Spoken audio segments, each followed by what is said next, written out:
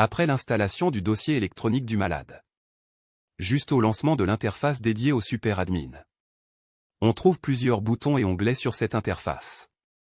En premier, on trouve dans le menu vertical gauche le bouton tableau de bord de SuperAdmin qui aide l'administrateur de cette application à déterminer le résumé des activités des 10 derniers jours. De la date d'utilisation du système indiquant le nombre d'admissions, actes radiologiques et actes laborantins. Ainsi, il indique le nombre d'utilisateurs, nombre de lits, nombre de services, nombre de patients non indexés et le nombre de DCI importés à ce système. Comme on trouve le nombre d'actes et médicaments inscrits par médecin, ainsi les actes paramédicaux et médicaments faits par infirmier. Sur la partie test, on trouve plusieurs éléments utiles pour l'informaticien SuperAdmin, la partie SPDEST ou encore test de bande passante. Le test de débit Internet mesure la vitesse de votre connexion en simulant le transfert d'un fichier entre votre hôte et un serveur. Puis la partie CPU, les différentes caractéristiques et utilisations en temps réel telle température.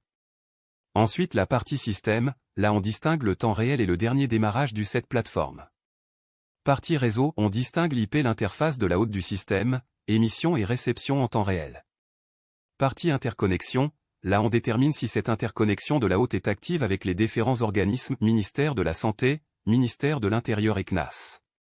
Partie disque, là on détermine l'utilisation de la VM. Partie mémoire, on détermine l'utilisation de la mémoire dédiée. Partie soit PC, c'est là où on peut voir l'échange de flux.